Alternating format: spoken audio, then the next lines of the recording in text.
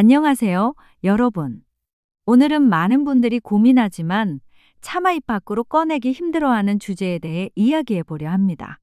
바로 변비, 변실금, 그리고 치질입니다.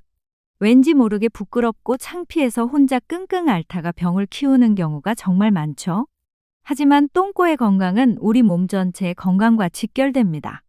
오늘 이 영상을 통해 그동안 쉬쉬했던 고민을 시원하게 해결하고 건강한 항문 관리법을 함께 배워보는 시간을 갖겠습니다. 자, 먼저 변비입니다. 여러분은 혹시 나는 변비가 심해라고 생각하시나요? 정확히 어떤 상태를 변비라고 할까요?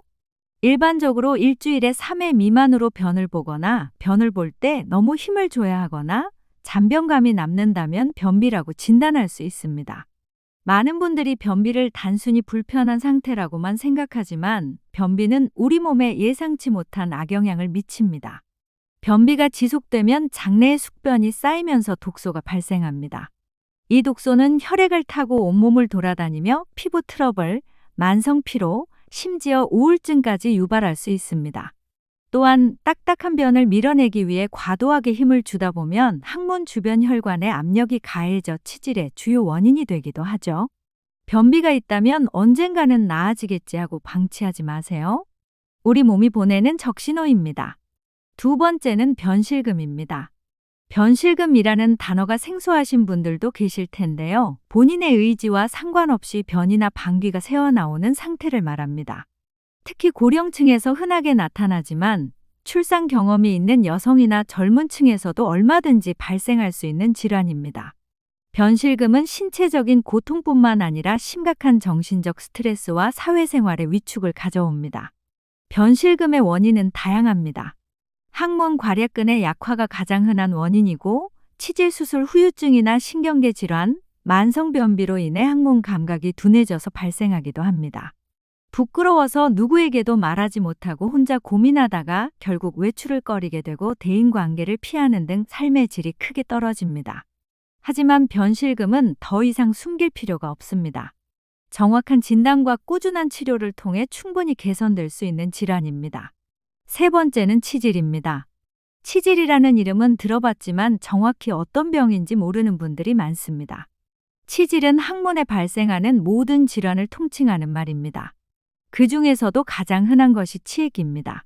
항문 혈관이 부풀어 오르거나 늘어나서 덩어리가 생긴 상태를 말합니다. 변비로 인해 딱딱한 변을 보거나 화장실에 오래 앉아 스마트폰을 보는 습관, 과도한 음주 등이 주요 원인이 됩니다. 치질은 크게 내치액과 외치액으로 나뉩니다.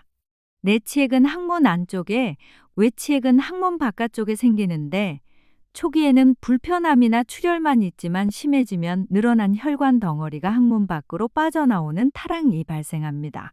통증과 출혈로 일상생활에 큰 불편을 주고 이로 인해 항문 주변의 청결 유지가 어려워지면서 2차 감염의 위험까지 있습니다.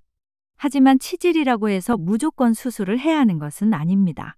초기 치질은 좌욕이나 식이섬유 섭취, 생활 습관 개선만으로도 충분히 증상이 호전될 수 있습니다. 중요한 것은 조기 병원을 찾아 정확한 진단과 상담을 받는 것입니다. 자, 그럼 이제 이 세 가지 질환을 예방하고 관리하는 방법을 알려드리겠습니다. 첫째, 섬유질과 수분을 충분히 섭취하세요. 식이섬유는 변의 부피를 늘리고 부드럽게 만들어 변비를 예방합니다.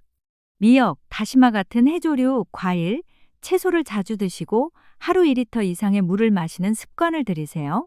둘째, 화장실에 오래 앉아 있지 마세요. 쾌변을 위해 힘을 주는 시간은 5분을 넘기지 않는 것이 좋습니다. 변기에 앉아 스마트폰을 보는 습관은 항문에 과도한 압력을 가해 치질을 유발하는 지름길입니다. 셋째, 따뜻한 물로 좌욕하세요. 좌욕은 항문 주변의 혈액순환을 원활하게 하고 근육의 긴장을 풀어줍니다. 3에서 5분 정도 따뜻한 물에 앉아 있으면 항문 통증 완화에도 큰 도움이 됩니다. 넷째, 꾸준한 운동입니다. 특히 걷기 운동은 장의 연동 운동을 활발하게 해 변비 예방에 좋고 항문 괄약근을 강화하는 케겔 운동도 변실금 예방에 효과적입니다. 마지막으로 이 정도는 괜찮겠지 하고 방치하지 마세요. 변비, 변실금, 치질은 초기 치료가 매우 중요합니다. 부끄럽다는 이유로 병원 방문을 미루면 증상이 악화되어 치료가 더 어려워질 수 있습니다. 가까운 항문외과를 찾아 전문가와 상담하는 것이 가장 현명한 방법입니다. 변비, 변실금, 치질은 더 이상 숨겨야 할 질병이 아닙니다. 우리 몸의 솔직한 이야기입니다. 오늘 이 영상을 통해 여러분이 혼자 끙끙 앓아왔던 고민을 조금이나마 덜어내고 용기를 내어 전문가의 도움을 받는 계기가 되기를 바랍니다. 여러분의 건강한 삶을 응원합니다. 다음 시간에도 유익한 건강 정보로 찾아뵙겠습니다. 감사합니다.